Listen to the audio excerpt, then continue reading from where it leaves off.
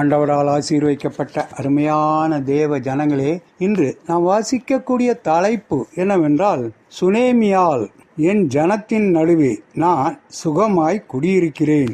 2 ராஜாக்கள் 4வது அதிகாரம் 13வது வசனம்.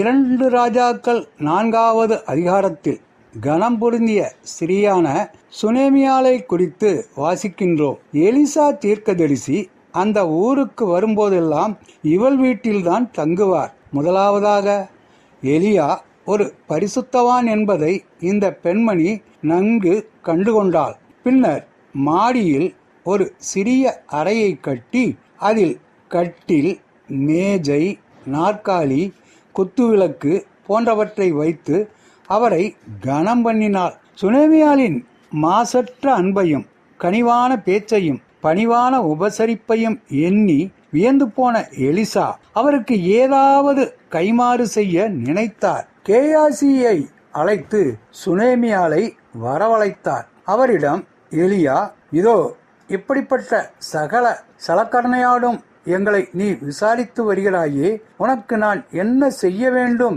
நான் ராஜாவினிடத்தில் கூட பேசி உனக்கு நன்மை செய்ய என்னால் முடியும். உனக்கு என்ன வேண்டும் என்று அந்த மகளிடம் வினவினார். சுனேமியாலின் பதில் நமக்கு ஒரு சிறந்த பாடமாக உள்ளது. என் ஜனத்தின் நடுவே நான் சுகமாய் குடியிருக்கிறேன் என்று அவரிடம் கூறினார். 2 ராஜாக்கள் 4வது அதிகாரம் 13வது வசனம். இன்று எத்தனை பெண்கள் இத்தகைய பதிலை கூற முடியும்?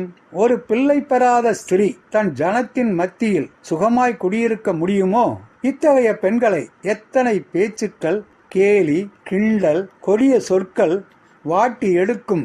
இந்த பெண்ணால் மட்டும் எப்படி குறையில்லாமல் சுகமாய் வாழ முடிந்தது என்று கொஞ்சம் சிந்தித்து பாருங்கள். போதுமென்ற மனமே பொன் செய்கின்ற மனம் என்று கூறுவர். பிள்ளை இல்லை என்பது கூட குறைவாய் தெரியவில்லை. அந்த அளவிற்கு அந்த மகள் திருப்தியாக இருந்தாள்.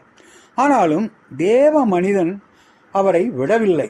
கேயாசி மூலம் அவர்கள் தேவை என்னவென்று கண்டறிந்தார். ஒரு பிராண உற்பத்தி காலத்தில் ஒரு குமாரனை அணைத்து கொண்டிருப்பாய் என்ற வாக்குத்தத்தத்தை அந்த சுனேமியாளுக்கு அவர் கொடுத்தார். பாருங்கள், பரிவுடனும் திருப்தியுடனும் செய்த விருந்தோம்பல் தேவ பிள்ளைகளுக்கு சமாதானத்தையும் பரலோக நட்பையும் பூலோக நன்மையையும் எவ்வளவாய் அளிக்கிறது.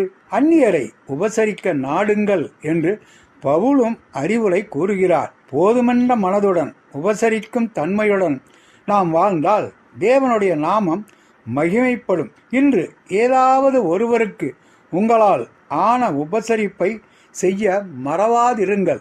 ஆண்டவர் தாமே நம் அனைவரையும் ஆசீர்வதிப்பாராக. ஆமேன்.